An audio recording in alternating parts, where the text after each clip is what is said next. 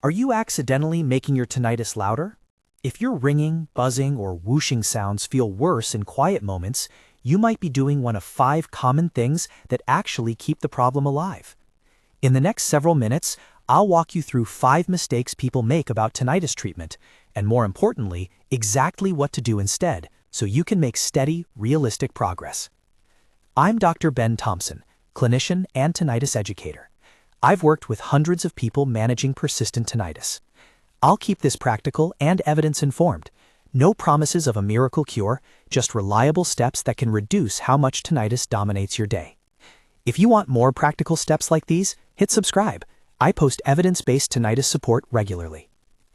Mistake number 1, thinking silence or random masking is enough, or that any sound will do. Why this is a problem. Many people assume the answer to tinnitus is simply turning everything off so the ears can rest, or blasting any noise until the ringing disappears. But prolonged silence often makes tinnitus stand out, because the brain has no background sound to blend the signal into. On the other hand, inappropriate masking, playing sounds that completely cover the tinnitus or are too loud, can create dependency or interfere with habituation. The brain's ability to learn the sound is unimportant. What to do instead? Adopt a deliberate sound plan based on the mixing point. The mixing point is a level of background sound that brings the external sound close enough to the tinnitus so the two blend together, but not so loud that the tinnitus is fully masked. Think of it like background music at a cafe. You can still hear the environment, but your attention naturally shifts away from every small noise. Practical options: wearable sound generators or hearing devices with sound programs. These are designed to provide consistent, low-level background sound throughout the day. They're discreet and adjustable. Small speakers in the room. A low-volume fan, nature sound speaker, or white noise machine can work well. Phone apps with customizable soundscapes. Many apps let you adjust volume and frequency composition so you can find a comfortable mixing point. Simple household sounds. A radio tuned to soft music, a low-volume humidifier, or a carpeting fan can function as practical tools. How to use them. Start by setting the sound so your tinnitus is still audible but less intrusive. Try the sound during quiet tasks for 20 to 60 minutes, for example while reading, doing desk work, or winding down in the evening. Use softer, steady sounds at bedtime to help sleep onset, and avoid large volume swings. Over days to weeks, adjust the level toward a comfortable blending rather than full masking. A quick troubleshooting tip. If you find yourself turning the sound up to cover the tinnitus completely, step back and lower it. The goal is to reduce attention, not to erase the noise. That leads to mistake number 2. Mistake number 2, staying stuck in fight or flight, treating tinnitus as just an ear problem. Why this is a problem? Tinnitus isn't only an auditory experience. The nervous system, particularly the fight or flight response, can amplify how loud and distressing tinnitus feels. When stress, anxiety, or hypervigilance is present, the brain increases sensory gain. Unwanted sounds seem louder, and your attention narrows onto them. Over time, this creates a feedback loop. The worse you feel, the more you listen. The more you listen, the worse you feel. A short, anonymized patient vignette. I once worked with Maya, a mid-40s teacher who woke at night to a sudden high-pitched tone after a stressful week. She became anxious that something was seriously wrong and started checking her ears constantly, listening during every quiet moment, and searching forums late at night. The more she scanned, the more intense the tone felt. It wasn't that her ear problem got worse. Her stress response amplified her perception. When we shifted focus to calming the nervous system, she reported the tone became less intrusive within weeks. What to do instead? Treat the nervous system first. Reducing arousal creates space for other interventions to work. Here are realistic, doable actions. 1. Reduce triggers. Identify and limit things that spike your stress about tinnitus. That could mean cutting down on late-night forum browsing, avoiding doom-laden news before bed, or stepping away from intense arguments when you're vulnerable. 2. Build quick regulation tools. Practice simple breathing exercises, slow diaphragmatic breath for 2 to 5 minutes, progressive muscle relaxation, or grounding exercises. Name 5 things you can see, 4 you can touch, 3 you can hear. These bring the parasympathetic system back online and reduce sensory gain. 3. Schedule micro-rests. Short, regular breaks during the day to close your eyes, breathe, or listen to a gentle sound can break cycles of hypervigilance. 4. Seek professional support when needed. If anxiety feels overwhelming, a counselor or psychologist trained in anxiety management or tinnitus focus families can offer targeted strategies. Collaborating with an audiologist or tinnitus specialist helps ensure there are no undiagnosed medical issues contributing to stress. Mini hook. If stress is present, addressing it is often the fastest route to feeling better, and it's not complicated. Mistake number 3. Ignoring stress and anxiety management as the central pathway. Why this is a problem? Some people treat stress management as optional, a nice add if nothing else helps. In reality, stress and mood are an essential pathway through which tinnitus becomes disruptive. Small, consistent stress reduction practices often produce the first measurable shifts in how intrusive tinnitus feels. What to do instead? Make stress management a core part of your routine, not an afterthought. Use approaches that fit your life and that you can maintain. Daily tools that help.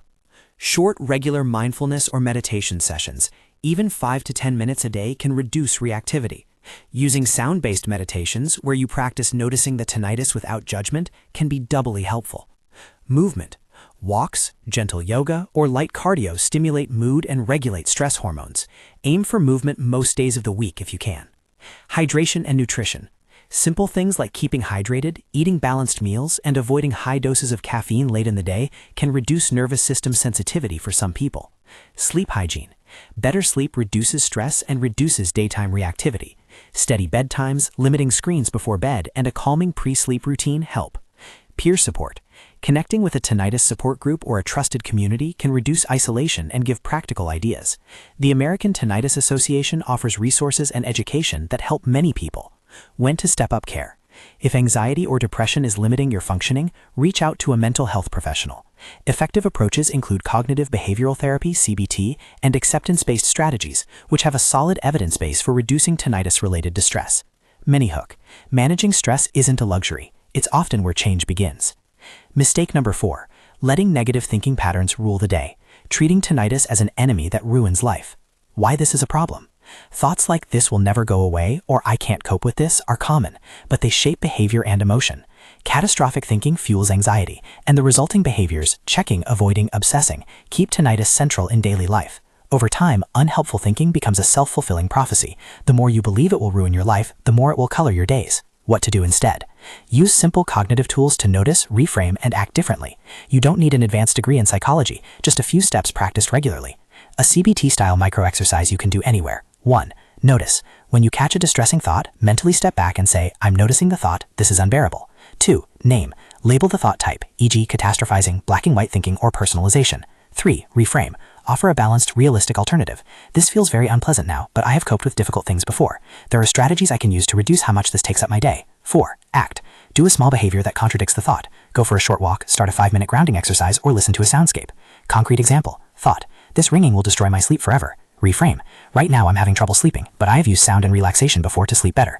I will try a short wind-down routine tonight and see if that helps." Practical supports. Keep a short journal. Note the distressing thought, the reframe, and a small action you took. Over time, you build evidence that you can manage the symptom. Limit echo chambers. Some online forums amplify fear by focusing on worst-case scenarios. Choose moderated groups or reputable resources instead. Ask targeted questions in clinic. If a thought dominates, bring it up with your clinician. Reframing with a professional's help can be faster and more effective. Mini hook. Changing how you think doesn't eliminate tinnitus, but it reduces the emotional fuel that makes it feel intolerable. Mistake number 5. Not building daily resilience practices, failing to deposit into your reserve bank. Why this is a problem? Many people expect a single trick or device to fix tinnitus. Instead, relief often comes from cumulative daily practices that increase emotional and physical resilience. Think of resilience like a savings account. Small, regular deposits add up and buffer against stressful weeks. What to do instead?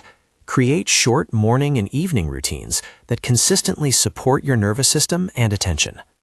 A simple template you can start tomorrow. Morning, 10 to 20 minutes. Hydrate. A glass of water to start helps metabolism and alertness. Breathing. 2 to 5 minutes of slow, diaphragmatic breathing to set a calm tone. Gentle movement. A short walk, stretch, or light exercise to wake the body. Brief planning. Set one achievable goal for the day. This directs attention away from tinnitus and towards purposeful activity. Evening, 10 to 30 minutes. Sound therapy. Low-level sound at your mixing point to make bedtime less quiet and less threatening. Wind-down routine. Warm shower, soft reading, or light stretching to cue sleepiness. Unplug. Limit screens 30-60 minutes before bed, or use a low blue light setting.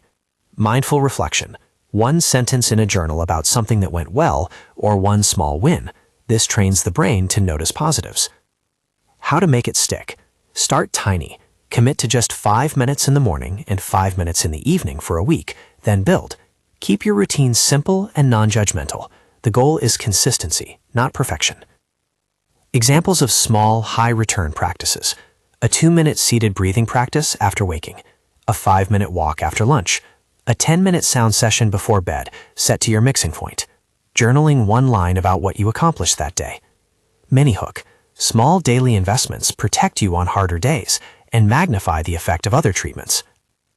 Putting the pieces together. A short plan you can use this week. Day 1. Audit your environment. Find one quiet spot where tinnitus feels loudest and try a soft background sound at a mixing level for 20 minutes while you read or work. Notice how your attention shifts. Day 2. Practice a 3-minute breathing exercise 3 times during the day. Note any changes in how loudly you perceive tinnitus and your emotional reaction.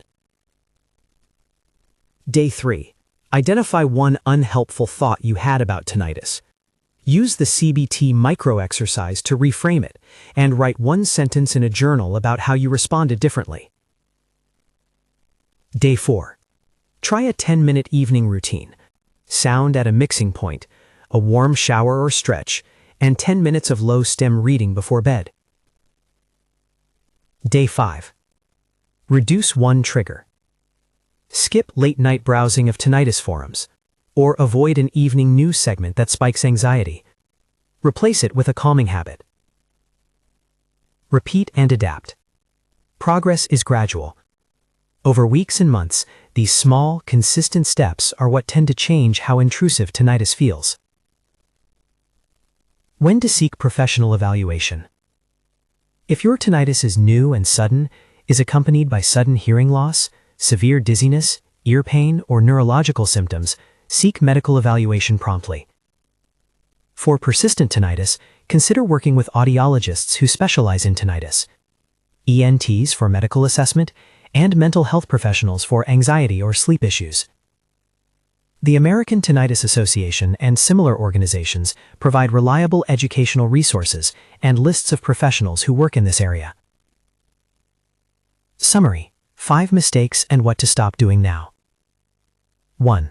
Stop treating silence as the solution or using random masking. Do this instead. Use a planned sound strategy at the mixing point with devices, speakers, or apps. 2. Stop staying stuck in fight or flight. Do this instead. Build quick nervous system regulation practices and reduce immediate triggers. 3. Stop ignoring stress and anxiety management. Do this instead. Make daily stress reduction a priority. Brief meditations, movement, and better sleep. 4. Stop letting negative thoughts dominate. Do this instead. Practice simple CBT-style steps. Notice, label, reframe, act, and keep brief journaling evidence. 5. Stop skipping daily resilience deposits. Do this instead. Create short morning and evening routines that you can maintain. A realistic note of encouragement. Change usually isn't immediate. Tinnitus often requires a multi-layered approach and steady practice. But the good news is this: many people report meaningful reductions in how much tinnitus gets in the way when they stop these common mistakes and replace them with consistent small habits. You're not broken. You're learning a new set of skills to live with less disruption. Final CTA. Which of these 5 will you stop today? Comment below and tell me which one you'll try first. I read comments and try to offer helpful responses. For more resources, links to apps and recommended reading, and information on professional consultations, visit puretinnitus.com, link in the description. If this was useful, subscribe so you don't miss practical, evidence-based support. Thanks for watching. Stay steady, keep the steps small, and remember that gradual change adds up.